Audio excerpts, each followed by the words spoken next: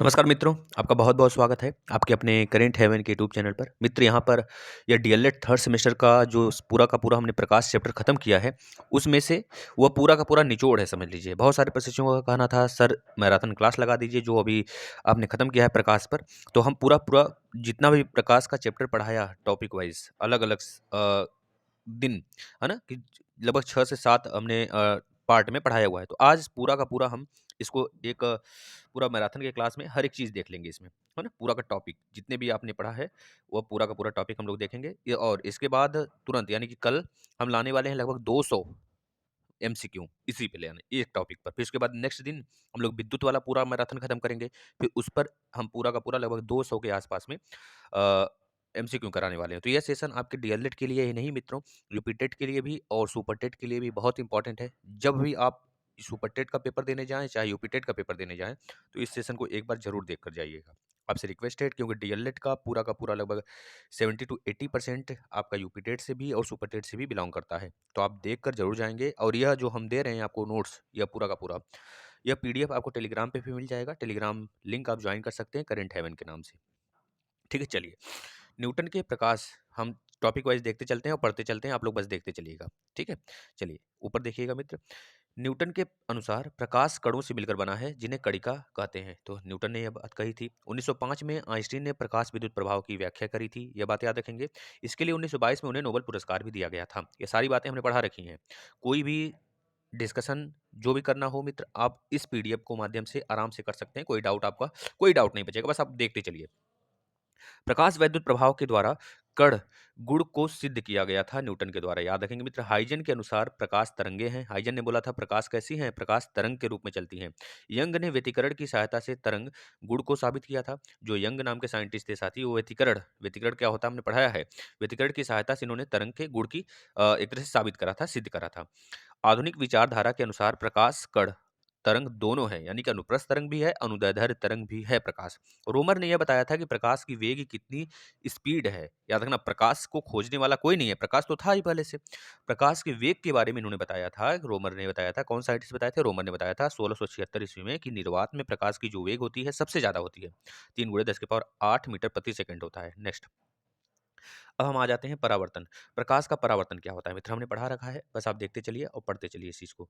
जब प्रकाश किसी सतह से टकराकर वापस उसी माध्यम में लौट जाता है तो इस घटना को प्रकाश का परावर्तन कहते हैं। देखिए, इंसिडेंट किरण आया यहाँ पे, इंसिडेंट यानी कि अब आपका क्या है, आपतित किरण है, यह परावर्तित हो गया, मतलब कि रिफ्लेक्ट हो गया, परावर्तन हो गया, इसका परावर्तन हुआ। और यह वाला एंगल हम क्या, इस एंगल को क्या कहते हैं? इंसिडेंट एंगल कहते हैं। इसे कहते हैं मित्र रिफ्लेक्शन एंगल कहते हैं।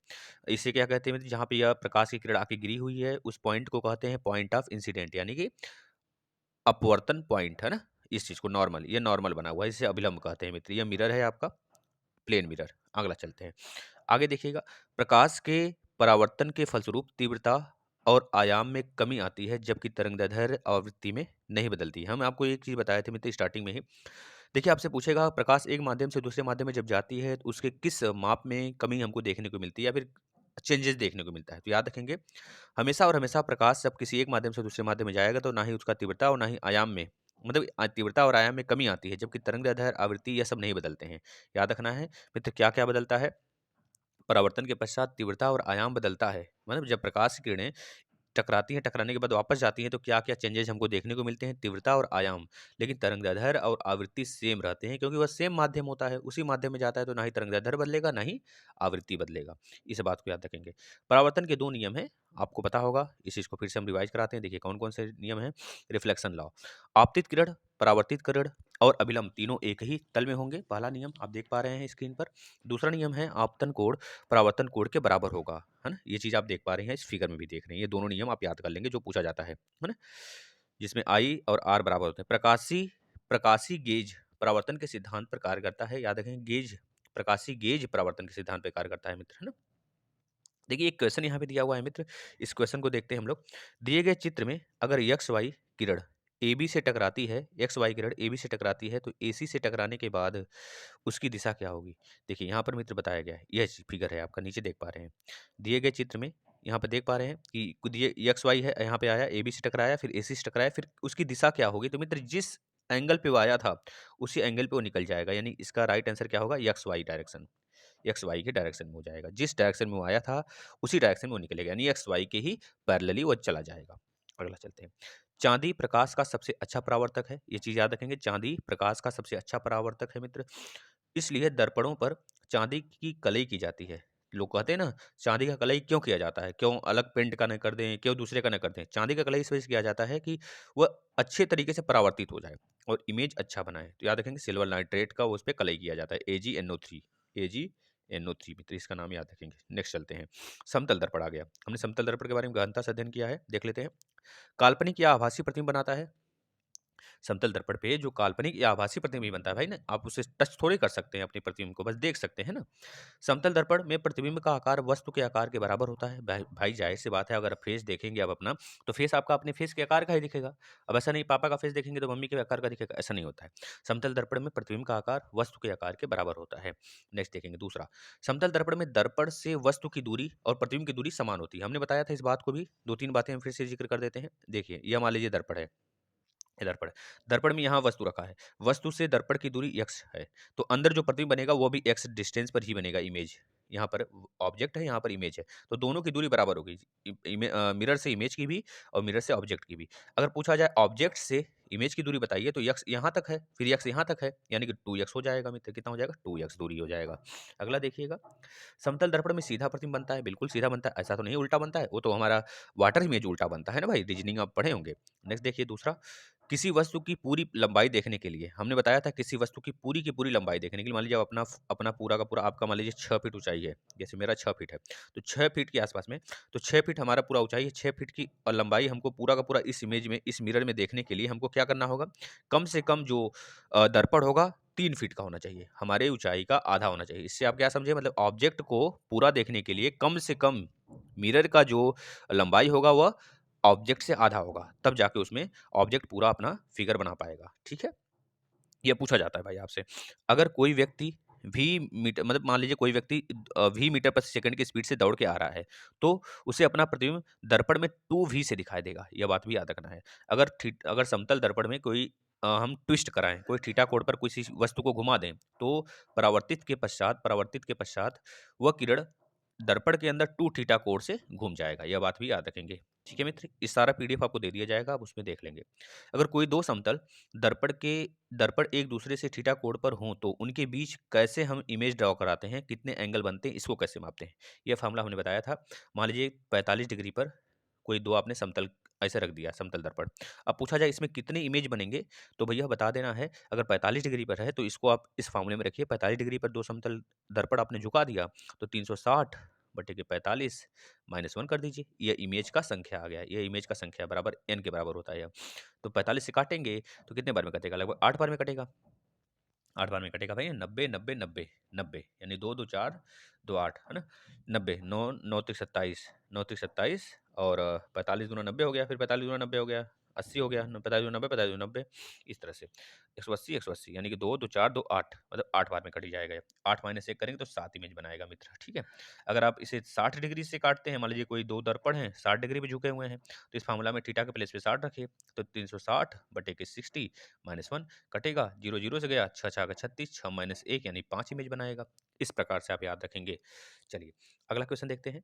दो समतल दर्पण को समांतर रखने पर अनंत प्रतिबिंब का निर्माण होता है, जिसमें दूसरा प्रतिबिंब सबसे अधिक स्पष्ट होता है। बिल्कुल, आप देखते होंगे जब बाल वगैरह कटाने जाते होंगे, कटवाने, तो वहां पर साफ साफ बातें, जो समतल अगर दर्पण इस प्रकार से रख दिया जाए तो उसमें अनंत प्रतिबिंब बनता है, लेकिन जो दूसरा वाला होता है प्रतिबिंब वो बिल्कुल साफ दिखाई देता है। देखिए यहाँ पर एक हमको जो हमने फार्मूला भी देखा उस पर एक क्वेश्चन दिया है, सॉल्व कर लेते हैं क्वेश्चन को। देखिए, यदि यदि कोई दो समतल दर्पण एक दूसरे से 90 डिग्री के कोण पर झुके हों, मतलब इस प्रकार से झुके हों, ये 90 डिग्री हो, तो उसमें कितने प्रतिबिंब बनेंगे? तो जाहिर सी बात है 360 अपन में 90 कर दीजिए, -1 कर दीजिए, तो 90 से काटेंगे 9 चौको 36, 4 -1 करेंगे तो 3 प्रतिबिंब बनेंगे मित्र। ठीक है ना, इस तरह से इसको याद कर सकते हैं। अगला देखते हैं। देखिए अगला क्वेश्चन क्या पूछा गया, अगर कोई व्यक्ति किसी समतल दर्पण से 25 सेंटीमीटर की दूरी पर है, वह दर्पण की ओर 10 सेंटीमीटर जाता है, 10 सेंटीमीटर जाता है, तो प्रतिबिंब की प्रारंभिक स्थिति तथा वस्तु की अंतिम स्थिति के बीच की दूरी बताइए। तो हमने बताया था मित्र, अगर वह पहले से वह 25 सेंटीमीटर की दूरी पर स्थित है, 25 सेंटीमीटर की दूरी पर स्थित है मित्र, मान लीजिए हम फिर से यहाँ पे देखिए 25 सेंटीमीटर की दूरी पर स्थित है, वो फिर से 10 सेंटीमीटर दूर चला गया। 10 सेंटीमीटर जब दूर गया तो उसका प्रतिबिंब तो 10 सेंटीमीटर दूर जाएगा, तो यानी कि 25 तो पहले से था, अब 10 इधर चला गया, 25 और 10 कितना हो गया? बता देंगे, 25 10 35 हो गया, 25 10 35 हो गया, 25 10 35 हो गया, 35 इधर और 35 इधर, इस तरह से जोड़ेंगे। लेकिन इसमें क्या बोला जा रहा है, 25 सेंटीमीटर वो दूर था पहले से, अब वो 10 सेंटीमीटर और पास आ गया, तो 10 इधर, समझ रहे कि नहीं? देखिए 25 सेंटीमीटर की दूरी पर था वह दर्पण की ओर 10 सेंटीमीटर जाता है, दर्पण की ओर 10 सेंटीमीटर चला गया, यानी कि 25 में से 10 माइनस करेंगे तो 15 बचा, या 15 आया इधर और 15 इधर आया मित्र, है ना? 15 और 15 कितना हो गया? 30, 30 आना चाहिए। 25 और 25, देखिए भाई यहाँ था पूरा का पूरा 25 था यहाँ, और यह 10 इधर चला, 10 इधर आ गया, आगे आ गया, तो यहाँ बचा कितना? 25 माइनस 10 करेंगे तो यहाँ कितना बचेगा? 25 माइनस 10 करेंगे तो 15 बचेगा, है ना?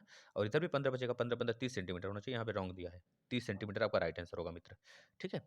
30 सेंटीमीटर, यही पूछ रहा है ना कि दर्पण से जो ऑब्जेक्ट है, यहाँ पे 15 सेंटीमीटर आया है, तो प्रतिबिंब भी 15 सेंटीमीटर बनेगा, 15 और 15 30 होगा, दोनों की दूरी 30 हो जाएगा। यहाँ पे रॉन्ग दिया, इसे सही कर लीजिएगा। अगला चलते हैं मित्र। दर्पण, गोली दर्पण। गोली दर्पण कितने प्रकार के होते हैं आपको पता है? गोली दर्पण, देखिए दर्पण अगर पूछेगा कितने प्रकार के होते हैं तो बताएंगे 2 प्रकार के, समतल दर्पण और गोली दर्पण। लेकिन आपसे अगर पूछ रहा है गोली दर्पण कितने प्रकार के होते हैं तो 2 प्रकार के होते हैं। इस बात को याद रखेंगे, एक अवतल दर्पण होता है जिसे कॉनकेव कहते हैं, उत्तल दर्पण होता है जिसे कॉन्वेक्स कहते हैं। अवतल दर्पण में क्या होता है मित्र, जो उभरा हुआ पार्ट होता है, जो उभरा हुआ पार्ट होता है उस पे कलई किया गया होता है, मतलब परावर्तक पृष्ठ उसका उभरा हुआ होता है, सॉरी दबा हुआ होता है, परावर्तक पृष्ठ दबा हुआ होता है जहां से प्रकाश किरणें टकरा कर जाती हैं, और उभरा हुआ पार्ट जो होता है उस पे कलई किया गया होता है। और जो उत्तल दर्पण होता है उसमें दबे हुए भाग पर कलई किया गया होता है, दबे हुए भाग पर कलई किया गया होता है, और उसका जो परावर्तक पृष्ठ होता है उभरा हुआ होता है। इस चीज़ को आप देख पा रहे हैं। देखिए इसमें सारी चीज़ें बताई गई हैं कि पी क्या है, पी मतलब पोल जो यहाँ पर बना है, ठीक है मित्र, जो बिल्कुल बीच में है। और फोकस, फोकस मतलब कि जहाँ से अगर कोई प्रकाश किरण आती है, दर्पण पर टकराती है, टकराने के बाद जिस बिंदु से वह होकर जाती है उसे फोकस कहते हैं, फोकस बिंदु कहते हैं, ठीक है? फोकस दूरी कहते हैं। और आर क्या है मित्र? फोकस बिंदु हो गया। फोकस दूरी क्या? जो पोल से दूरी है फोकस बिंदु का, वो फोकस दूरी कहलाता है। वक्रता त्रिज्या क्या है मित्र? जहाँ से डायरेक्ट प्रकाश किरण सीधा निकल जाती है ना? यह क्या कहलाता है? वक्रता त्रिज्या कहलाती है। इस बात को याद रखेंगे, उसे जिसे आर से दिखाते हैं। और वक्रता केंद्र क्या होता है? आपको पता है अगर किसी गोली दर्पण को हम काटते हैं, तो उसका कहीं न कहीं केंद्र होगा। उसी केंद्र को, उसी पॉइंट को हम क्या कहते हैं? गोली दर्पण का वक्रता केंद्र कहते हैं। अगला देखिएगा। देखिए इसमें प्रतिबिंब का स्थान और प्रकृति बताया गया है। बहुत आराम से, बहुत अच्छे से देखेंगे कितने प्रकार के हैं, इसका हमने पूरा ज़िक्र किया है ना? देखिए यह अवतल दर्पण है पहले तो। अवतल दर्पण होता है, अवतल दर्पण में वास्तविक प्रतिबिंब बनता है, वास्तविक प्रतिबिंब बनता है और आभासी प्रतिबिंब भी बनता है। आभासी प्रतिबिंब बनने का याद रखेंगे मित्र, खाली एक लास्ट कंडीशन है, जब हम पी और एफ के बीच में वस्तु रखते हैं। इसका फिगर हमने बना दिया है। आप पूरा का पूरा बोर्ड वाला फिगर ज़रूर देख लेंगे जो हमने बोर्ड पर आकर पढ़ाया हुआ है। इसमें तो इस तरह से नहीं बन पाएगा, लेकिन आप उसको देखकर इसको समझ सकते हैं, मैराथन में है, बस आपका रिवीजन है। तो आप समझ गए, मतलब एक जो अवतल दर्पण है मित्र, यह हमारा इसमें केवल आभासी ही नहीं, वास्तविक और आभासी दोनों बनता है। यानी आभासी प्रतिबिंब मात्र 1 बनता है और वास्तविक प्रतिबिंब 5 बनते हैं। इस प्रकार से इसमें 6 प्रतिबिंब बनते हैं। और अवतल दर्पण में उल्टा प्रतिबिंब बनता है, वास्तविक बनता है ना? और वस्तु से बड़ा भी बनता है, वस्तु के बराबर भी बनता है, वस्तु से छोटा भी बनता है। तो याद रखेंगे, ये सारा कंडीशन हमने पढ़ा रखा है, बोर्ड पर आकर आप देख सकते हैं। अगला देखिए, उत्तल दर्पण जिसमें वस्तु के किसी भी स्थान के लिए काल्पनिक सीधा तथा छोटा प्रतिबिंब ही बनता है। इस बात को याद रखेंगे, उत्तल दर्पण में कुछ भी हो, कहीं भी हो, उत्तल दर्पण में आपको पता है मित्र कि एक ही प्रतिबिंब बनता है। कुछ कहीं भी रख दें वस्तु को, सीधा बनेगा और वस्तु के विपरीत बनेगा, क्योंकि दर्पण में जो आभासी प्रतिबिंब होता है वो वस्तु के दूसरी तरफ यानी कि दर्पण के पीछे बनता है। इस बात को याद रखेंगे, और सीधा बनता है आभासी प्रतिबिंब। और उत्तल दर्पण की बात करें तो उत्तल दर्पण में वस्तु से छोटा बनेगा। इस बात को भी हमने पढ़ाया है बहुत अच्छे तरीके से, आप उसको देख सकते हैं। अवतल दर्पण में अवतल दर्पण में प्रतिबिंब बनता है। अवतल दर्पण में प्रतिबिंब कैसे बनता है आपको पता होना चाहिए मित्र। वास्तविक बनता है, देखिए वास्तविक कहाँ लिखा है, काल्पनिक लिखा है कहीं? देखिए काल्पनिक भी बनता है, मतलब एक तरह से आभासी बनता है, काल्पनिक को ही आभासी कहते हैं। तो आभासी भी बनता है, लेकिन आभासी में एक कंडीशन लास्ट में होता है, आपको पता है, जब पोल होता है, पोल या मुख्य अक्ष होता है, पोल और फोकस के बीच में जब वस्तु रखते हैं तो सीधा बनता है, मतलब इधर बनेगा, सीधा बनेगा, सीधा बनेगा और वस्तु से बड़ा बनेगा। तो देखिए कहाँ लिखा है वस्तु से बड़ा, सीधा वस्तु से बड़ा, सीधा और वस्तु से बड़ा, ये लिखा गया है, सीधा वस्तु से बड़ा और काल्पनिक यानी आभासी। तो ये आपका ए राइट आंसर होगा। चलिए, ये सारी चीज़ हमने बता दिया है। और इसका दर्पण का सूत्र है, देख सकते हैं आप, दर्पण का सूत्र 1/F=1/V+1/U। अब देखिए चिन्ह प्रपाटी में भी हमने बताया है, आप दाएँ-बाएँ लेकर आराम से देख सकते हैं उसमें। अगर इधर कोई वस्तु वस्तु तो हमेशा इधर ही रहेगी, है ना? वस्तु हमेशा बाएँ तरफ ही रहेगा। बाएँ तरफ है तो वस्तु हमेशा नेगेटिव आएगा। किसमें? अवतल दर्पण की बात करते हैं। पहले अवतल दर्पण देख लिए। वस्तु हमेशा इधर रहेगा तो वस्तु को नेगेटिव ले लिया गया है और v भी इधर ही बनेगा क्योंकि हमारा जो प्रतिबिंब बनता है वास्तविक वो हमेशा नीचे बनता है अवतल दर्पण में। तो वो भी नेगेटिव, v भी नेगेटिव और f भी इधर ही होता है क्योंकि फ़ोकस दूरी फ़ोकस से ही हमारा प्रतिबिंब जाता है ना, प्रतिबिंब गुजरता है जब इस पे टकराता है तो टकराने के बाद फ़ोकस से हो जाता है तो f भी नेगेटिव, v भी नेगेटिव और u भी नेगेटिव। तीनों नेगेटिव होते हैं अवतल दर्पण में। लेकिन अगर बात करें उत्तल दर्पण में तो उत्तल दर्पण में केवल u नेगेटिव होता है मित्र। लेकिन फ़ोकस यहाँ से टकराने के बाद आभासी प्रतिबिंब जाता है f से ना, तो आभासी जो जाता है वो f से जाता है। तो f इधर है, इस साइड और v भी इधर ही बनता है। ये एक कंडीशन होता है। तो मतलब इसमें v और जो u होगा v और f होगा, v और f पॉजिटिव होते हैं, लेकिन u नेगेटिव होता है। इस बात को याद रखेंगे, ठीक है? प्रश्न लगाते समय। फ़ोकस दूरी तथा वक्रता त्रिज्या में संबंध, यह फ़ॉर्मूला आप याद रखेंगे f इक्वल टू r/2। यहाँ से पूछा जाता है भाई, देख लीजिए। ये चिन्ह प्रपाटी है जो आपको बता दिया गया है। यू नेगेटिव किसमें-किसमें होता है आप यहाँ पे देख सकते हैं। देखिए, यू नेगेटिव होगा अवतल दर्पण में और वी पॉजिटिव भी हो सकता है, नेगेटिव भी, क्योंकि इसमें अवतल दर्पण में वास्तविक प्रतिबिंब बनता है हमेशा, लेकिन एक कंडीशन होता है, बाद में जब दर्पण के पीछे प्रतिबिंब बनने लगता है बड़ा, तो इसमें काल्पनिक भी बनता है। अवतल दर्पण में नेगेटिव होता है यू और हमेशा वी की वैल्यू पॉजिटिव होता है और एफ भी हमेशा पॉजिटिव होता है और इसमें नेगेटिव होता है एफ। इस बात को याद रखेंगे। चलिए आगे देख लीजिए इसका आवर्धन क्षमता का फॉर्मूला याद रखेंगे। इसमें आई अपन ओ होता है, मतलब प्रतिबिंब की लंबाई बटे वस्तु की लंबाई या माइनस भी अपन यू एम इक्वल टू, ठीक है। चलिए आगे चलते हैं मित्र। देखिए यहाँ पर एक क्वेश्चन दिया हुआ है, क्वेश्चन लगा लेते हैं। बहुत अच्छे तरीके से आपको पढ़ाया जा रहा है, ठीक है ना, क्योंकि हर टॉपिक पर क्वेश्चन के साथ हम पढ़ रहे हैं। आगे हम कल लाने वाले हैं एमसीक्यू, लगभग 200 से 300 के आसपास प्रश्न होंगे, उसको आप देख लीजिएगा। सारे सेशन के मतलब सारे एग्जाम्स के लिए इंपॉर्टेंट है, एक एग्जाम के लिए नहीं। अगर किसी अवतल दर्पण में 10 सेंटीमीटर की दूरी पर कोई वस्तु रखी है और उसकी फोकस दूरी 20 सेंटीमीटर है, तो प्रतिबिंब कितनी दूरी पर बनेगा और उसकी प्रकृति क्या होगी?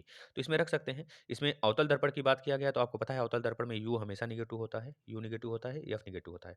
वी की वैल्यू निकालनी होती है, तो इस मामले में रखिए। तो वी की वैल्यू कितनी आ जाएगी, नीचे आप देख सकते हैं, सॉल्व करेंगे तो आ जाएगा वी की वैल्यू 20 सेंटीमीटर। तो इसको आप देख सकते हैं। अगला देखिएगा। अब अवतल दर्पण और उत्तल दर्पण के उपयोग के बारे में बात कर लेते हैं। दोनों के उपयोग देख लीजिए, दोनों में डिफरेंसेस हैं और उपयोग देखते हैं हम यहाँ पर। देखिए साफ-साफ बातें लिखी हुई हैं, आप पढ़ते चलिए। देखिए, पहली बात तो इमेज कैसे बनते हैं इसके, आपको पता होना चाहिए। यह अवतल दर्पण की बात कर रहा है और तो हम थोड़ा-सा नीचे करते हैं, अवतल दर्पण। देखिए अवतल दर्पण की बात करें मित्र तो अवतल दर्पण आपका कैसा कैसा दर्पण होता है? इसे कहते हैं अभिसारी दर्पण। अभिसारी दर्पण कहते हैं और उत्तल दर्पण को कहते हैं अपसारी दर्पण, क्योंकि ये किरणों को फैला देती है और ये किरणों को सिकोड़ देती है। इस बात को याद रखेंगे। और अवतल दर्पण का प्रतिबिंब एक बना देंगे, यहाँ पर उत्तल दर्पण का प्रतिबिंब बना देंगे। ठीक है, गाड़ी की हेडलाइट में यूज होता है अवतल दर्पण में, दाढ़ी बनाने में यूज होता है, सोलर प्लेट में यूज होता है, सर्च लाइट में यूज होता है, लेजर में यूज होता है, आंख दांत कान के डॉक्टर जो होते हैं वह यूज करते हैं इसको मित्र। मतलब कि ईएनटी ईयर नोज थ्रोट इस सब। परावर्तक दूरबीन में यूज होता है इसका। और इसकी बात करें तो ये लिमिटेड होता है मित्र। बस 2 चीज़ जो पूछा जाता है बार-बार याद रखेंगे, गाड़ी के जो आपका बगल वाला जो मिरर होता है, जो आप पीछे देखने का काम करते हैं। सामने जो गाड़ी के अंदर होता है उसमें नहीं, वो तो समतल दर्पण होता है।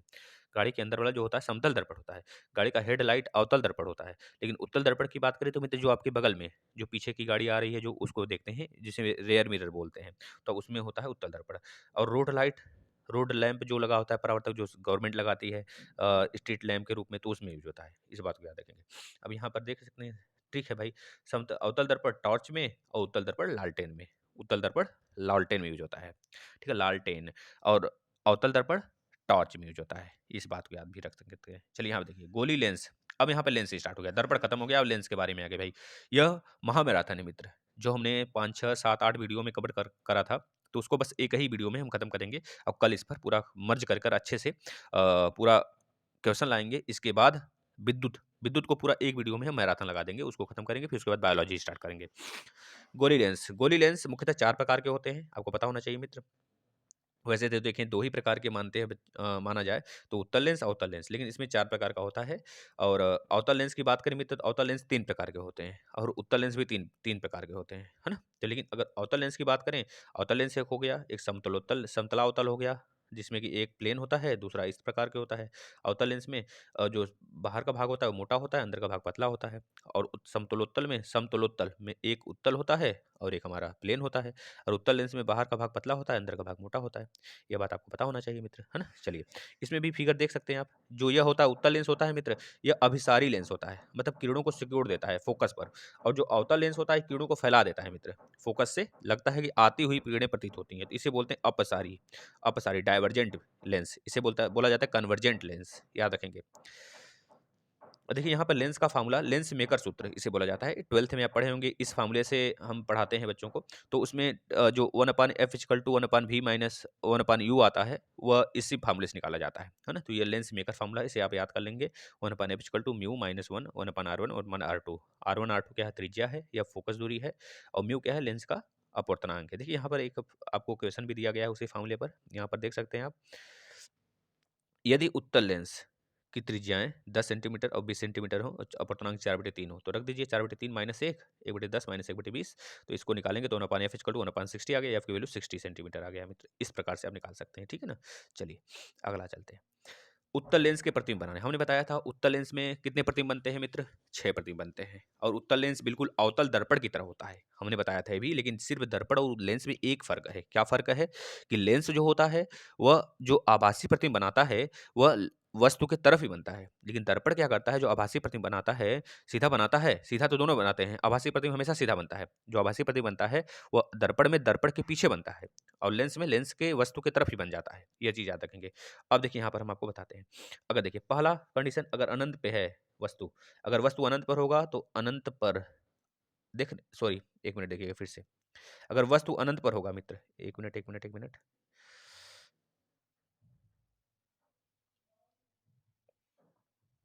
एक मिनट रुकिएगा मित्र। हाँ चलिएगा, थोड़ा सा पिक फोटो आने लगा था ना, तो इसको हमने कट किया है बस, और कुछ नहीं। देखिए यहाँ पर मित्र,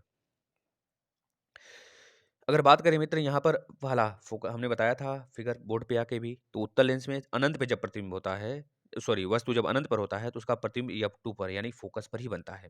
दूसरा कंडीशन बताया था, जब अनंत और फोकस के बीच में होता है, अनंत और वक्रता त्रिज्या के बीच में होता है दूसरा कंडीशन, तो कहाँ बनता है मित्र? अनंत और सॉरी फोकस और वक्रता त्रिज्या के बीच में बनता है दूसरी तरफ, और वस्तु से छोटा बनता है, वास्तविक बनता है, उल्टा बनता है ना? ये चीज़ याद रखेंगे। और एफ और सी के बीच में, यानी कि यह हमारा वक्रता त्रिज्या है, इसके बीच में बनता है। इसके बाद तीसरा कंडीशन हमने बताया था, एफ पर ही बनता है। जब एफ पर ही वस्तु होता है, मुख्य फोकस पर ही होता है जब वस्तु, तो मुख्य फोकस पर ही बनता है। मतलब कि जब यहाँ पर वक्रता त्रिज्या, मुख्य फोकस पर नहीं, वक्रता त्रिज्या पर। तीसरा कंडीशन वक्रता त्रिज्या पर, यानी कि 2f2 पर। इस प्रकार से बताया था हमने। जब 2f पर ही होता है प्रतिबिंब हमारा, वस्तु हमारा, तो कहाँ बनता है? f2 पर ही बनता है मित्र, याद रखेंगे। f2 पर आकर दूसरी तरफ बनता है, वस्तु के बराबर बनता है, उल्टा बनता है और वास्तविक बनता है। इस बात को याद रखेंगे। तीसरा कंडीशन हमने बताया था, नेक्स्ट कंडीशन, कि अगर हमारा प्रतिबिंब हमारा आ जाता है प्रतिबिंब इस पर मित्र, किस पर? कि एफ, मतलब कि एफ पर बनता है। जब एफ पर आकर बनता है, सॉरी ये तो 2f पर हो गया था, यानी कि इस बार 2f और एफ के बीच में तीसरा कंडीशन है, मतलब चौथा, पहला फिर एक मिनट फिर से देखिएगा, गड़बड़ हो गया, फिर से देखिएगा, सॉरी। अगर लास्ट मतलब पहले की बात करें तो अगर अनंत पर बनता है, अनंत पर वस्तु होता है, तो प्रतिबिंब कहाँ बनता है? f2 पर बनता है। अगर अनंत और वक्रता त्रिज्या के बीच में होता है दूसरा कंडीशन, तो कहाँ बनता है? तो बताएंगे f और 2f2 के बीच में बनता है। तीसरा कंडीशन कि अगर f 2f2 पर ही होता है तो 2f2 पर ही बनता है प्रतिबिंब, ठीक है, याद रखेंगे मित्र। अगर बात करें 2f2 और f1, यानी कि फोकस और वक्रता त्रिज्या के बीच में होता है जब प्रतिबिंब, यहाँ पे देखिए मिस्टेक किया हुआ है थोड़ा लिखने में, तो कहाँ बनता है प्रतिबिंब? तो बता देंगे भैया 2f2 के परे बनता है, यानी अनंत पर बनता है, याद रखेंगे मित्र, है ना? अगर मित्र बात करेंगे, अगर F1 पर होता है प्रतिबिंब, जब F1 पर होगा तो कहाँ बनेगा? प्रतिबिंब बनेगा लेकिन कटता हुआ दिखाई नहीं देगा मित्र, याद रखेंगे, मतलब अनंत पर कटेगा। और इस वाले कंडीशन में जो 2f2 और f के बीच में था, उस वाले कंडीशन में जो प्रतिबिंब बनता है वह f2 और अनंत के बीच बनता है, कटता हुआ दिखाई देता है, और वह से बड़ा बनता है, वास्तविक बनता है ना? और उल्टा बनता है, याद रखेंगे ये दोनों कंडीशन बड़ा वाले हैं। और ये जब F1 पे रखते हैं तो अनंत पे बनता है प्रतिबिंब। जब अनंत पर बनता है, देखिए यहाँ पे लिखा गया अनंत पर बनेगा, और प्रतिबिंब लगेगा, कटेगा, लेकिन अनंत पे कटेगा जाके, बहुत बड़ा प्रतिबिंब बनता है इसमें, है ना? बहुत बड़ा, लार्ज बिल्कुल। अगर अब लास्ट का कंडीशन, अगर P और F के बीच में है प्रतिबिंब का वस्तु, मतलब वस्तु अगर यहाँ पर है, तो इस कंडीशन में आभासी यानी काल्पनिक प्रतिबिंब हमको दिखाई देता है। छठा कंडीशन देखिए यहाँ बनाकर लिखा हुआ है कि यह सीधा बन जाता है, और प्रतिबिंब वस्तु के तरफ ही बनता है प्रतिबिंब। इस बात को याद रखेंगे, ठीक है ना? चलिए, अवतल लेंस की बात करें, अवतल लेंस में मात्र एक ही प्रतिबिंब बनता है, सीधा बनता है और आभासी बनता है। इस बात को याद रखेंगे। वस्तु के किसी भी स्थान पर रख दीजिए, वह बिल्कुल व छोटा बनाएगा, वस्तु से छोटा एक आकार का बनेगा और आभासी बनेगा। अब देखिए लेंस का सूत्र याद रखेंगे 1/v equal to 1/v minus 1/u equal to 1/a या फिर अब वही चीज़ जो हमने दर्पण में पढ़ा था चिन्ह प्रपाटी, यहाँ भी चिन्ह प्रपाटी देख लीजिए आप लोग फटाफट। हाँ मित्र देखिएगा, जैसे चिन्ह प्रपाटी हमने देखा था अवतल मतलब कि दर्पण में, वैसे सेम लेंस में भी होता है। इस बात को याद रखेंगे आप। बस वही चीज़ इसमें भी है।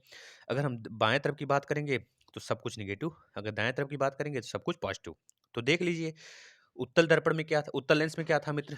उत्तल लेंस में यही ना था कि वस्तु सिर्फ इस तरफ था और एफ भी इधर था और वी भी इधर ही था। तो याद रखेंगे वी भी पॉजिटिव होता है उत्तल लेंस में और एफ भी पॉजिटिव होता है। लेकिन अगर यू की बात करेंगे तो यू निगेटिव होता है मित्र, याद रखेंगे इस बात को। लेकिन लास्ट वाला कंडीशन क्या था, जो पी यानी कि जो वक्रता यहाँ पे पी जो था, पी और एफ के बीच में जब वस्तु रखा जाता था तो वस्तु का जो प्रतिबिंब होता था आभासी बनता था और वस्तु की तरफ ही बन जाता था, है ना? तो उस कंडीशन में भी निगेटिव हो जाता था, काल्पनिक वाले कंडीशन में। लेकिन इसमें अगर बात करें अवतल में मित्र, अवतल में यू भी निगेटिव होगा और जो हमने बताया है लेंस की बात कर लें, लेंस में हमेशा आभासी प्रतिबिंब जो होता है वस्तु की तरफ ही बन जाता है।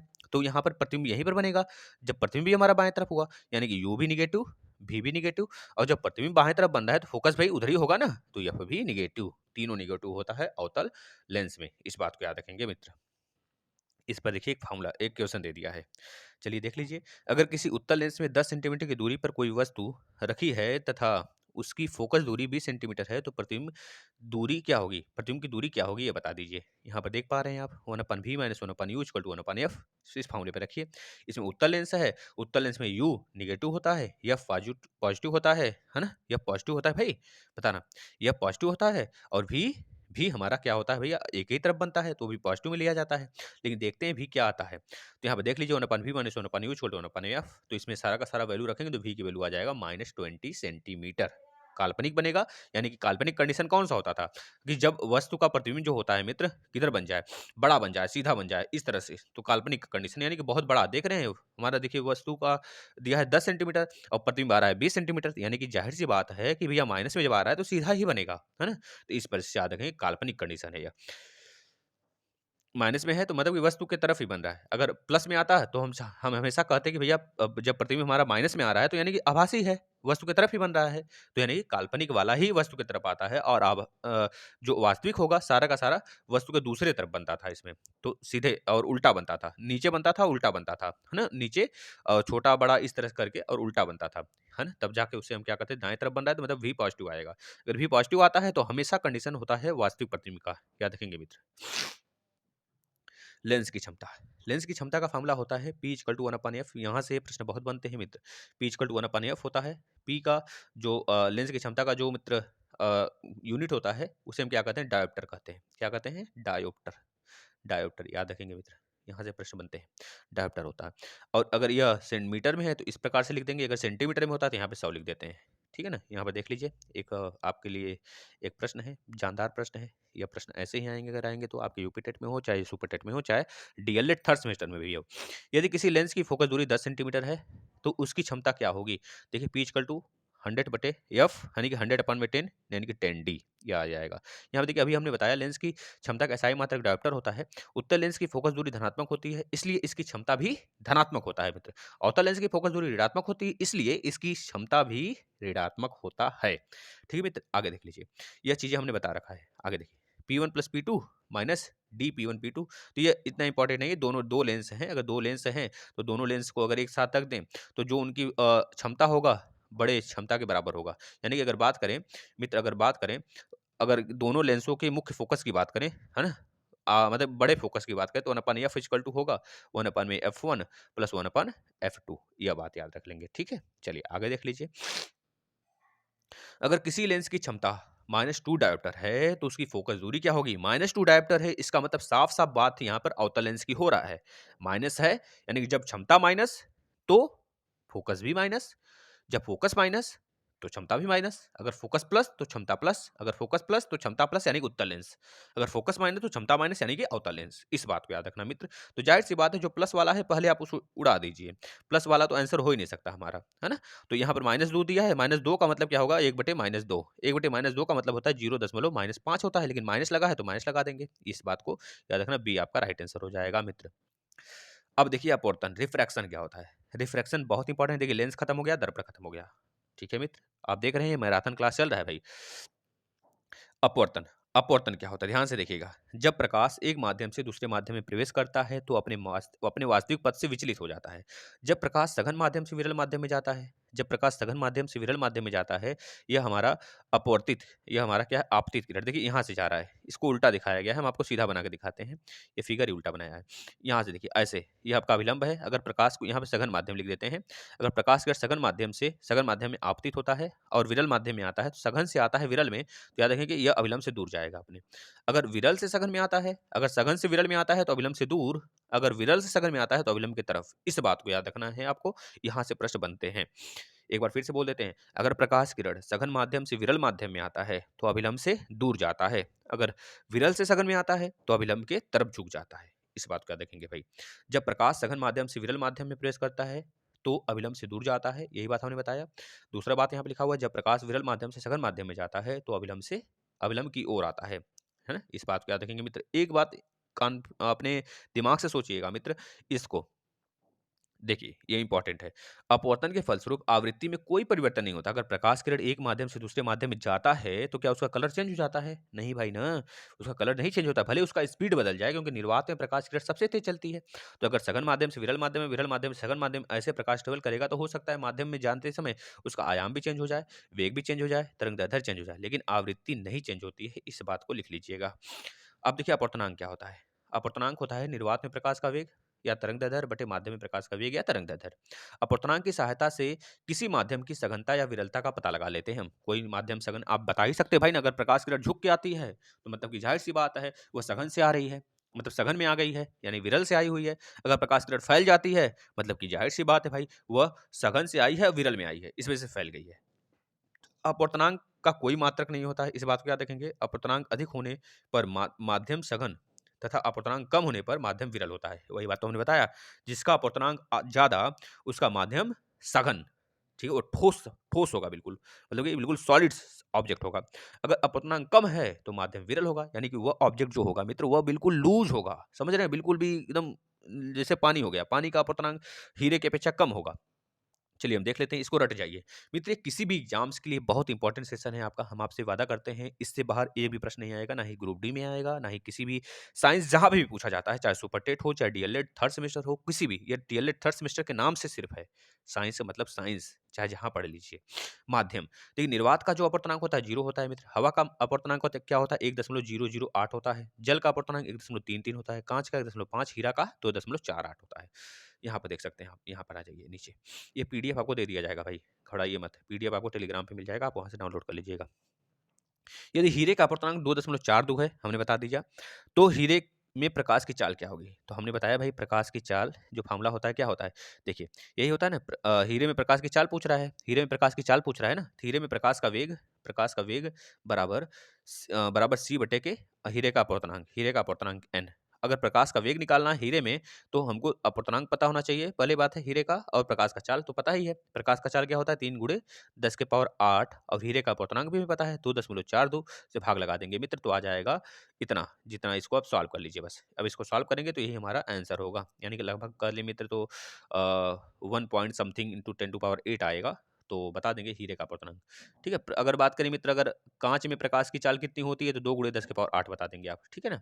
अगर बात करें मित्र जैसे कि पानी में प्रकाश की चाल कितनी होती है 2.5 बता देंगे, 2.5 गुणे 10⁸ होता है। निर्वात में प्रकाश की चाल कितनी होती है 3 गुणे 10⁸ होता है, ठीक है, मीटर प्रति सेकंड है। यहाँ पे 10⁵ लिख देंगे तो किलोमीटर प्रति सेकंड हो जाएगा। अब देखिए अपवर्तन के भी 2 नियम हैं। जैसे आप परावर्तन के नियम पढ़े तो वैसे सेम अपवर्तन के भी 2 नियम है। इसमें भी कहा गया है आपतित किरण, अपवर्तित किरण, अभिलंब तीनों एक ही तल में होंगे। आपतित किरण मतलब जो स्ट्राइक होती है, जो किरण आती है, और अपवर्तित किरण मतलब जो जाती है, यह होता है, ठीक है ना। तो आपतित किरण, अपवर्तित किरण और अभिलंब तीनों एक ही तल में होंगे, ये इस बात को याद रखिएगा।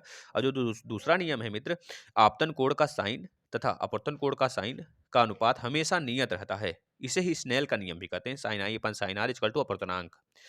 यदि पहले माध्यम में 1 से तथा दूसरे माध्यम में 2 से प्रदर्शित करें तो म्यू1 म्यू2 करते हैं। अगर पहले माध्यम को 1 दिखाएं और दूसरे माध्यम को 2 से लिखें, पहले माध्यम को 1 दूसरे माध्यम को 2 लिखें तो इसे दिखाते हैं पहले माध्यम के सापेक्ष दूसरे माध्यम का अपवर्तनांक। पहले माध्यम के सापेक्ष दूसरे माध्यम का अपवर्तनांक बोलते हैं। इस तरह से हम यहाँ पर एक फार्मूला भी याद कर सकते हैं भाई। इस फार्मूले को आप याद रख लेंगे मित्र। इस पूरे फार्मूले को याद रखेंगे। म्यू1 यानी पहले माध्यम के सापेक्ष दूसरे माध्यम का अपवर्तनांक, दूसरे माध्यम के सापेक्ष तीसरे माध्यम का अपवर्तनांक, तीसरे के सापेक्ष पहले का अपवर्तनांक। तो सब कट जाएगा क्योंकि इसमें इस प्रकार से संरचना बनेगा 1/2, 2/3, 3/1। तो देख रहे हैं 1/2, इसमें तो 2 नीचे है, इसमें 2 ऊपर है तो कटेगा ना। इसमें 3 नीचे है, इसमें 3 ऊपर है तो कटेगा। इसमें 1 ऊपर है, इसमें 1 नीचे है तो कटेगा। तो 1 आ जाएगा कि नहीं, सब कट पीट कर।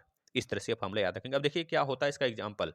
पानी में डूबी हुई सिक्का जो होता है ऊपर उठा दिखाई देता है, यह भी अपवर्तनांक का एग्जाम्पल है मित्र। पानी में डूबी हुई आधी लकड़ी जो होती है, आधी लकड़ी जो होता है टेढ़ा दिखाई देता है मित्र, तो अभी अपवर्तनांक का एग्जाम्पल है। पानी में तैरती मछली थोड़ी ऊपर उठी हुई दिखाई देती है, यह भी अपवर्तनांक का एग्जाम्पल है। तारों का टिमटिमाना सुबह शाम के समय सूर्य का बड़ा दिखाई देना, यह पूरा क्या है, अपवर्तनांक का अपवर्तन का एग्जाम्पल है मित्र।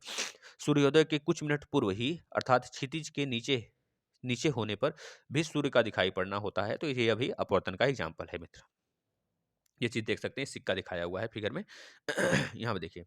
अब आ जाते हैं एक फार्मूला, इसलिए इंपॉर्टेंट नहीं, आगे चल लेते हैं। देखिए यहाँ पर पूर्ण आंतरिक परावर्तन क्या होता है, हमने बताया भैया पूर्ण आंतरिक परावर्तन क्या होता है, मतलब टोटल इंटरनल रिफ्लेक्शन। जो भी प्रकाश की किरणें आती हैं पूरी की पूरी वापस चल जाएं। इससे पहले हम लोग अब थोड़ा सा पढ़ लेते हैं क्रांतिक कोण क्या होता है, फिर चलते हैं टोटल रिफ्लेक्शन पर। यहाँ पे क्रांतिक कोण देखिएगा, ये क्रांतिक कोण का ही डेफिनेशन है। जब प्रकाश सघन माध्यम से विरल माध्यम में जाती है, जब प्रकाश किरणें सघन माध्यम से विरल माध्यम में जाती हैं तो अविलंब से दूर हो जाती हैं, भाई सभी लोग जानते हैं। एक आपतन कोण ऐसा होता है जहां अपवर्तन कोण 90 डिग्री बन जाता है। मतलब कि अगर हम बात करें ऐसे मित्र, तो कोई प्रकाश किरण ऐसे आ रही है तो हम इसको इतना झुका दें, आपतित किरण को इतना झुका दें कि वो अपवर्तन के पश्चात बिल्कुल ऐसे निकले, सीधे निकले, ऐसे निकले। तो यहाँ पर यह कोण जो बनेगा मित्र 90 डिग्री बनेगा। अब इस पूरे एंगल को कहते हैं क्रांतिक कोण, यानी कि sign C equal to 1/n, या फिर n equal to 1/sin c, इसे कहते हैं मित्र। और ये चीज भी याद रखेंगे, जब हम थोड़ा सा और झुका दें आपतित किरण को, जितना झुकाए थे इतना झुकाए थे, यहाँ पे था तो यहाँ पे झुकाए तो ये सी यहाँ से निकल गया, फिर थोड़ा सा और झुकाएं तो वो उसी माध्यम में निकल जाए। बस इस प्रक्रिया को क्या कहते हैं, पूर्णांतिक परावर्तन, टोटल इंटरनल रिफ्लेक्शन। यानी कि जब प्रकाश किरण जिस माध्यम में आती है अगर उसी माध्यम में निकल जाती है अपवर्तन के पश्चात, तो इस पूरे प्रक्रिया को क्या कहते हैं, पूर्णांतरिक परावर्तन कहते हैं मित्र, याद रखना है। और पूर्णांतरिक परावर्तन के बहुत उपयोग हैं, आगे हम आपको बताते हैं।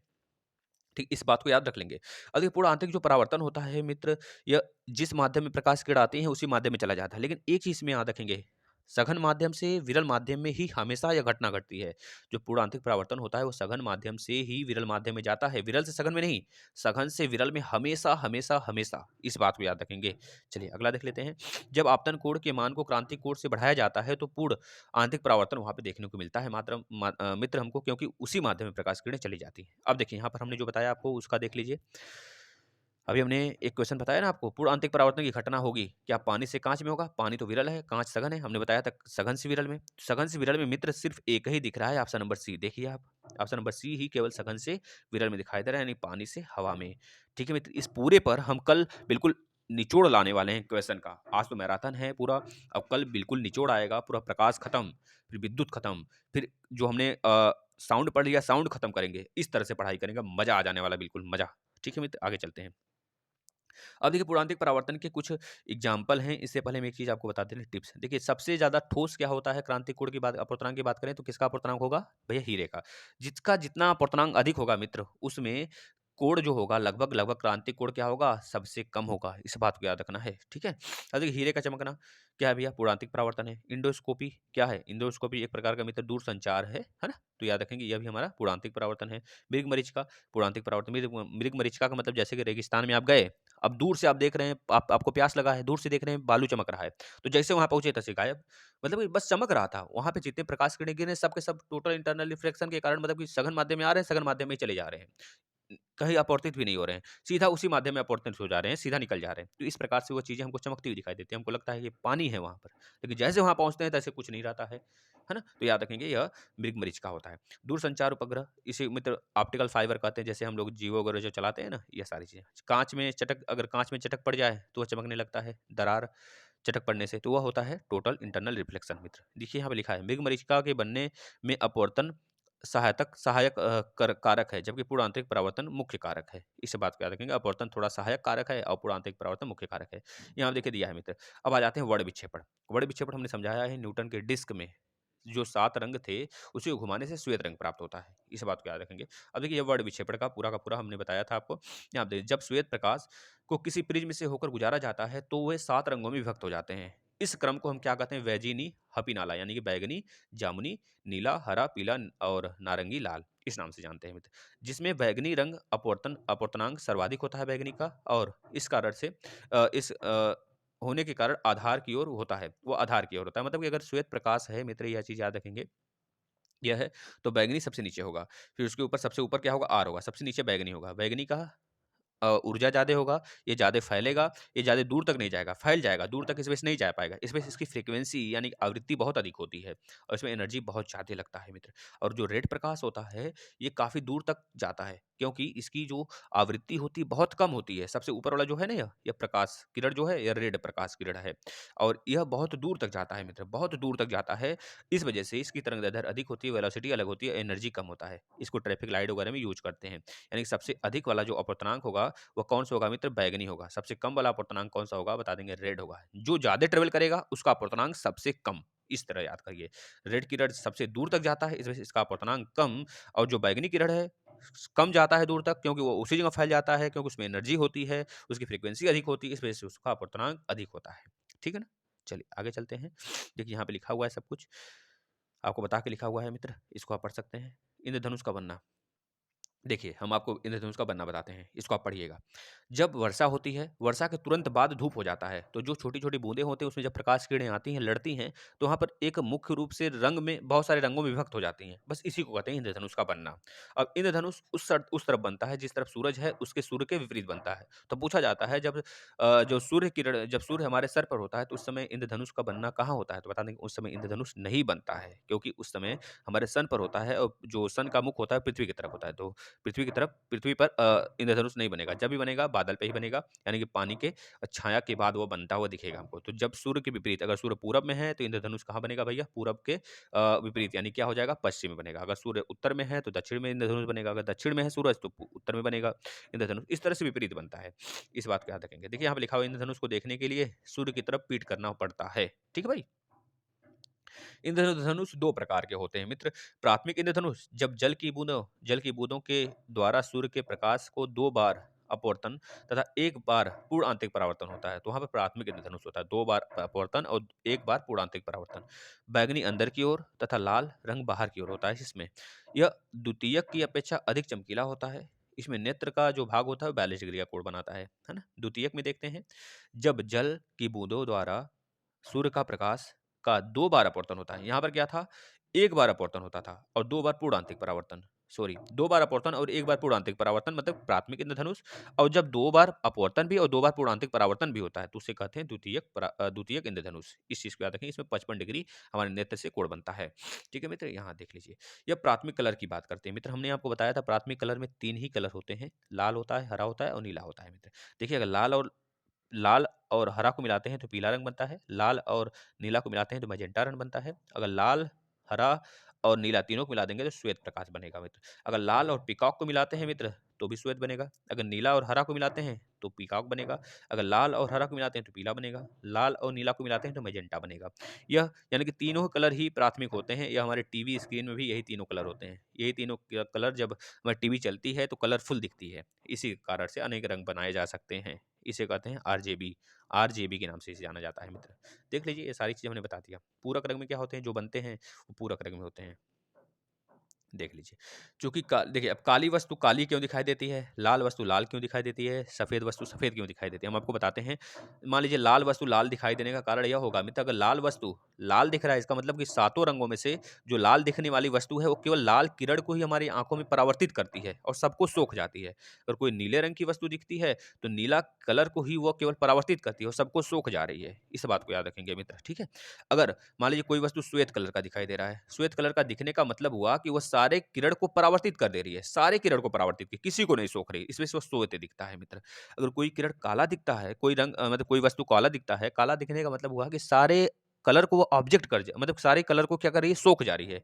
जैसे छाता को कभी बोलते हैं कि जो धूप वाला छाता होता है, वो कैसा होना चाहिए? तो बताएँगे भैया ऊपर क्या कैसा होना चाहिए? बिल्कुल व्हाइट होना चाहिए, नीचे अंदर की तरफ जो छाता होता है, जो हमारे तरफ होता है, वो काला होना चाहिए रंग उसका। क्यों? अगर ऊपर होगा तो सन की लाइट जो आएगी वो पूरा का पूरा ऊपर चली जाएगी और नीचे काला होगा तो हमको ठंडा ही प्रदान किया रहेगा। इस वजह से याद रखेंगे मित्र, अंतरिक्ष से यानी कि मून से पृथ्वी की तरफ देखने पे अंतरिक्ष काला दिखाई देता है। बस यही कारण होता है। ठीक है ना? चलिए, अब नेत्र आ गया मित्र, बहुत ही इंपॉर्टेंट नेत्र। नृत्य के बारे में फिगर वगैरह हमने बता दिया है, कहाँ पे कौन-सा चीज़ होता है मित्र हमने बता दिया। जैसे देखिए ये कार्निया है, सबसे उभरा हुआ भाग, प्यूपिल होता है अंदर भाग, प्यूपिल के बाहर होता है आइरिस, आइरिस के कारण ही आँख का रंग डिसाइड होता है। प्यूपिल से हम जो आँख का एक तरह से सिकुड़न होता है, फैलन होता है, उसको देख पाते हैं। उत्तल लेंस होता है हमारी आँख में, मित्र याद रखना है। यह जो हमारे लेंस को पकड़ा हुआ होता है, उसे क्या कहते हैं? एक्वस ह्यूमर कहते हैं, है ना? सॉरी, क्या कहते हैं भैया? सिल्ली मसल कहते हैं, सिल्ली मसल कहते हैं। और उसी के पास होता है एक्वस ह्यूमर, जो हमारे आँख का जो लेंस होता है बाहरी वाला, उसको गीला गीला किया हुआ होता है, और अंदर वाला भाग जो रेटिना होता है उसको गीला कौन करता है? तो बता देंगे उसको विट्रस ह्यूमर गीला करता है। ठीक है मित्र? और दृष्टि पटल रेटिना होता है जहाँ प्रतिबिंब बनता है। कैसा प्रतिबिंब बनता है मित्र? उल्टा बनता है, वास्तविक बनता है, उल्टा बनता है, वास्तविक बनता है, वस्तु से छोटा बनता है। येलो स्पॉट क्या होता है? जो कि रेटिना के ऊपर होता है येलो स्पॉट मित्र, जहाँ पर जो प्रतिबिंब होता है बिल्कुल साफ-साफ दिखाई देता है। और ब्लाइंड स्पॉट क्या होता है मित्र? अंधबिंदु क्या होता है? यहाँ पर जो प्रतिबिंब बनता है, ये रेटिना के नीचे होता है, यहाँ पर जो प्रतिबिंब बनता है वो बिल्कुल नहीं दिखाई देता है। और दृष्टि सिराएँ क्या होती हैं? यहाँ पर जो रेटिना पर बना हुआ प्रतिबिंब होता है उल्टा, वो यहाँ पे आता है, यहाँ से सीधे हमारे आँख पे आता है, सीधा दिखाई देता है। अब देखिए यहाँ पर सारी चीज़ें पढ़ते हैं। कार्निया, कार्निया क्या होता है? कार्निया मतलब नेत्र के सबसे बाहरी भाग होता है कार्निया, जो कि हम दान देने में इसका यूज़ करते हैं। इसका कार्य प्रकाश का अपवर्तन करना होता है। आइरिस क्या होता है मित्र? यानी कि परितारिका क्या होता है? आँख का रंग परितारिका के रंग पर निर्भर करता है, जो काला, भूरा, नीला होता है, इस पे डिपेंड करता है। पुतली क्या होता है? यह परितारिका में एक छोटा-सा, मतलब कि आइरिस में एक छोटा-सा छिद्र होता है मित्र, जो कि जब हम अंधेरे से उजाले में जाते हैं, तो हमारी जो आँखें होती हैं छोटी-छोटी हो जाती हैं। जब उजाले से अंधेरे में आते हैं तो आँखें फैलने लगती हैं, इस वजह से कुछ देर तक हमें दिखाई नहीं देता है, याद रखेंगे मित्र। लेंस, हमारी आँख की जो लेंस होती है मित्र, वो उत्तल लेंस होता है, जिसमें कि जो प्रतिबिंब होता है ऑब्जेक्ट का वास्तविक बनता है, उल्टा बनता है, छोटा बनता है। पछावी मांसपेशी यानी सिली मसल्स क्या होते हैं मित्र? ये हमारे लेंस को समायोजित करती हैं, मतलब पकड़ी हुई होती हैं। जब हमारा लेंस को ये छोड़ने लगती हैं तो उस समय हमें क्या हो जाता है मित्र? दूरदृष्टि दोष हो जाता है। जब हमारे लेंस को ये दबा देती हैं तो हमें क्या हो जाता है? निकट दृष्टि दोष हो जाता है। अंध बिंदु क्या होता है? ब्लाइंड स्पॉट या रेटिना के बिल्कुल नीचे होता है ना? ब्लाइंड स्पॉट जिसपे कि वस्तु का प्रतिबिंब दिखाई नहीं देता है। पीत बिंदु यानी येलो स्पॉट क्या होता है? यह रेटिना पर वह बिंदु होता है जहां पर हमें वस्तु बिल्कुल साफ-साफ दिखाई देता है। रेटिना के जस्ट ऊपर होता है। दृष्टि सिराएं रेटिना पर बने प्रतिबिंब का मस्तिष्क में सूचना ऑप्टिकल नर्वस द्वारा मिलता है मित्र, याद रखेंगे। एक्वस ह्यूमर क्या होता है? यानी कि कचाप द्रव क्या होता है? आप देख पा रहे हैं स्क्रीन पे। यह प्रकाश का अपवर्तन अपवर्तन करता है रेटिना। अब देखिए रेटिना में 2 सिराएँ होती हैं। रेटिना मतलब वही चीज़ जहाँ पर वास्तविक और उल्टा और सीधा प्रतिबिंब बनता है, मतलब छोटा प्रतिबिंब बनता है। वास्तविक, उल्टा और छोटा रेटिना होता है, रेटिना याद रखेंगे मित्र। अगर इसमें 2 सिराएँ होती हैं मित्र, कौन-कौन सी सिराएँ होती हैं? एक क्षण कोशिका होता है, एक शंकु कोशिका होता है। आप स्क्रीन पे देख पा रहे होंगे, एक क्षण कोशिका, एक शंकु कोशिका। जो क्षण कोशिका होता है मित्र, ये क्षण के आकार का होता है, जो कि केवल प्रकाश की तीव्रता को मेज़र करता है। यानी कि साफ-साफ हमें यह कह लें, तो ये ब्लैक एंड व्हाइट देखने के काम आता है। कोई कलर वगैरह नहीं। किसी जानवर में, मतलब सारे जानवर में होता है, मनुष्य में भी होता है। जिसके आँख में नहीं होगा मित्र, वो अंधा होता है, इस तरह समझ जाइए। और शंकु कोशिकाएँ जिसके आँख में नहीं होता है, उसे कहते हैं कलर ब्लाइंडनेस है ना? कलर ब्लाइंडनेस है, जैसे जानवर हो गया जो, उसके पास यह शंकु सेल नहीं होता है, हम लोग के पास होता है, जिसमें कि हम लोग हरा, नीला, पीला ये सब में देख सकते हैं, है ना? ये बात होती है। अगर जिस भी जानवर की आँख में ये जनरेट हो जाता है, कहते हैं भैया पागल हो गया है। जैसे सांड है, सांड के सामने जाते हैं तो लाल कलर देख के मारने लगेगा, ऐसा लोग बोलते हैं। कुत्ता है, लाल कलर देख के दौड़ा लेता है, तो ऐसा कुछ होता है, तो हम कहते हैं भैया उसकी आँख में शंकु सेल जनरेट हो गया है ना? याद रखेंगे मित्र। चलिए आगे देख लेते हैं। अब देखिए निकट दृष्टि दोष, दूर दृष्टि दोष आ गया। निकट दृष्टि दोष में निकट की चीज़ दिखाई देती है, इसे मायोपिया कहते हैं। शॉर्ट साइटनेस होता है मित्र, इसमें निकट दृष्टि दोष को दूर करने के लिए हम अवतल लेंस का यूज़ करते हैं। निकट दृष्टि दोष को दूर करने के लिए अवतल लेंस का यूज़ करते हैं, लेकिन निकट का देखने के लिए उत्तल लेंस यूज़ करते हैं। हमने बताया हुआ है बोर्ड पे, इस बात को याद रखेंगे मित्र। क्योंकि निकट दृष्टि दोष में निकट का चीज़ तो दिखाई देता है मित्र, दूर का नहीं दिखाई देता है। इसमें जब भी हम लेंस लगाएँगे निकट का देखने के लिए, तो हम कौन-सा लेंस लगाएँगे कि हमें निकट का दिखाई दे? देखिए निकट दृष्टि दोष में निकट का तो दिख रहा है। इस वजह से हम निकट दृष्टि दोष के दूर करने के लिए ह हमेशा अवतल लेंस यूज़ करते हैं। निकट दृष्टि दोष को दूर करने के लिए अवतल लेंस, लेकिन निकट की चीज़ों को देखने के लिए उत्तल लेंस। इसी प्रकार से आ जाते हैं यहाँ पर। दूरदृष्टि दोष में। दूरदृष्टि दोष को हाइपरमेट्रोपिया कहते हैं, लॉन्ग साइटनेस या फॉर साइटनेस कहते हैं मित्र। इसमें दूर की चीज़ें दिखाई देती हैं, पास की चीज़ें नहीं दिखाई देती हैं, ये बात याद रखेंगे मित्र। इसमें सिल्ली मसल क्या होता है, टाइट कर देता है लेंस को, और लेंस सॉरी ढीला कर देता है लेंस को, और लेंस से जो रेटिना पर प्रतिबिंब बनना चाहिए वो दूर बनने लगता है ना, दूर बनने लगता है। और इसका कारण है, इसका निवारण के लिए हम उत्तल लेंस का यूज करते हैं, जिसे अभिसारी लेंस कहते हैं। चलिए यहाँ पर जरा दृष्टि दोष में दोनों प्रकार के दोष हो जाते हैं मित्र। दूर का भी नहीं दिखाई देता, निकट का भी नहीं दिखाई देता है। इसके उपचार के लिए हम द्विफोकसी लेंस लगाते हैं, जिसको बाई फोकल लेंस कहते हैं। इसमें अवतल भी होता है, उत्तल भी होता है चश्मे में, याद रखेंगे मित्र। आगे उत्तल होता है और पीछे वाले चश्मे मतलब ऊपर वाले चश्मे पे अवतल होता है। देखिए यहाँ पे बनाया गया है, नीचे वाले पे उत्तल और बाहर ऊपर वाले पे अवतल होता है। मोतिया बिंदु मित्र एक प्रकार का अपारदर्शी झिल्ली आ जाता है हमारे आंख पर, जो कि एक उम्र के बाद यह आ जाता है, जिसमें कि इसका सिर्फ एक ही इलाज है कि ऑपरेशन किया जाए, इसके सिवा कोई इलाज नहीं इसका। अबिंदुकता अबिंदुकता का मतलब मित्र हो गया कि मान लीजिए कोई एक क्षैतिज है, ऊर्ध्वाधर है, दो प्रकार के ऑब्जेक्ट रखे गए हैं एक ही जगह, एक ऐसे भी, तो इन दोनों में से कोई आप एक ही देख पाते हो, तो इसे कहते हैं अबिंदुकता। इसमें बेलनाकार लेंस का यूज किया जाता है दूर करने के लिए इसको। वर्ण अंधता मित्र एक तरह से अनुवांशिक की बीमारी होती है, कभी सही नहीं होता है, पॉसिबल ही नहीं है कि सही हो जाए। इसमें अपने मम्मी से, पापा से या फिर अपने दादा दादी से इसमें एक्स क्रोमोसोम में थोड़ी सी प्रॉब्लम्स हो जाने की वजह से यह हमको मिल जाता है मित्र, जिसके कारण इसका कभी भी असंभव है कि इसका इलाज हो, है ना, असंभव है। अगला प्रकीर्णन, प्रकाश के प्रकीर्णन मोस्ट इंपॉर्टेंट है मित्र। वायुमंडल में छोटे छोटे धूलकण उड़ते हैं, उड़ते हुए दिखाई देते हैं। वही धूलकण क्या करते हैं, प्रकाश की किरणों को इधर उधर करते रहते हैं। हमारा खुद लेयर जो है, हमारा इन्वायरमेंट 5 लेयर में बटा है मित्र। कौन कौन से हमने बताया है, इन्वायरमेंट वाला क्लास आप आकर देख लीजिए, प्लेलिस्ट में सब पढ़ा है। इन्वायरमेंट का क्लास देख लेंगे ना, यूपी टेट वाला, बेहतरीन हो जाएंगे, बेहतरीन बेहतरीन बेहतरीन हो जाएंगे, बता तो रहे हैं। देखिए यह है क्षोभ मंडल, फिर उसके ऊपर समताप मंडल, फिर उसके ऊपर आयन मंडल, फिर उस सॉरी मध्य मंडल, फिर उसके ऊपर आयन मंडल, फिर उसके बाद बहिर्मंडल। यानी कि क्षोभ मंडल, समताप मंडल, मध्य मंडल, आयन मंडल, उसके बाद मित्र होता है बहिर्मंडल। इसको इंग्लिश में कहते हैं टोपोस्फीयर, स्ट्रेटोस्फीयर, आयनोस्फीयर, आयनोस्फीयर, मेसोस्फीयर, इसके बाद एक्सोस्फीयर। ठीक है, यानी कि टोपोस्फीयर, स्ट्रेटोस्फीयर, मेसोस्फीयर, आयनोस्फीयर, एक्सोस्फीयर, इस तरह कहते हैं। इसमें भी कोई मान लीजिए स्टार जो होगा हमारा अंतरिक्ष में ही होगा ना, जब यहाँ से प्रकाश किरणें आएंगे तो यहाँ टकराएगा, ऐसे ऐसे टकरा टकरा के वापस आएगा। इस वजह से हमें स्टार चमकता हुआ दिखाई देता है। क्यों चमकता हुआ दिखाई देता है, अपवर्तन के कारण। अपवर्तन भी कर लीजिए और प्रकीर्णन भी कर लीजिए। रैले के अनुसार जो प्रकाश होता है मित्र, यह इसका जो जिस रंग का तरंगदैर्ध्य अधिक होगा उसका प्रकीर्णन कम होगा। हमने बताया था जिस भी प्रकाश का तरंगदैर्ध्य अधिक होगा उसका अपवर्तनांक भी कम होगा, है ना, यही तो। उसका अपवर्तनांक भी कम होगा, उसका प्रकीर्णन भी कम होगा। भाई हमने बताया था भाई, प्रकीर्णन कम होने का मतलब भैया वो दूर तक नहीं जाएगा, समझ सॉरी, जिसका प्रकीर्णन कम होगा वो दूर तक जाएगा, जिसका प्रकीर्णन ज्यादा होगा, जो ज्यादा फैलेगा वो उसी जगह सिमट जाएगा, यानी तरंगदैर्ध्य उसका कम होगा, आवृत्ति अधिक हो जाएगी, एनर्जी अधिक हो जाएगा, अपवर्तनांक अधिक हो जाएगा। जिसका जो प्रकाश किरण फैल जाएगा उसका क्या होगा, प्रकीर्णन ज्यादा होगा, वह कम ट्रेवल करेगा, उसका वेग धीमा होगा, उसका वेवलेंथ धीमा होगा, उसकी आवृत्ति अधिक होगी, उसका अपवर्तनांक अधिक होगा। इस प्रकार से हमने बताया था भाई, यह देख लीजिए क्रम है। प्रकीर्णन सबसे ज़्यादा लाल में होती है, मतलब सबसे कम लाल में होती है, इस वजह से उसका तरंगदैर्ध्य सबसे अधिक होता है लाल का। ठीक है मित्र, यहाँ देख लीजिए खतरे का रंग लाल बनाया जाता है, किस कारण से, प्रकीर्णन के कारण से। उगता हुआ सूरज और डूबता हुआ सूरज लाल दिखाई देता है, प्रकीर्णन के कारण से। समुद्र का जल प्रकीर्णन के कारण से नीला दिखाई देता है। आसमान एवं पीने का पानी जो होता है वह नीला दिखाई देता है मित्र, क्यों, प्रकीर्णन के कारण से। चंद्रमा से अंतरिक्ष देखते हैं तो काला दिखाई देता है, यह क्योंकि भाई पूरा का पूरा प्रकीर्णन के कारण से। या पृथ्वी देखेंगे तब भी काला दिखाई देगा। टिंडल प्रभाव भी हमारा प्रकीर्णन के कारण ही होता है मित्र।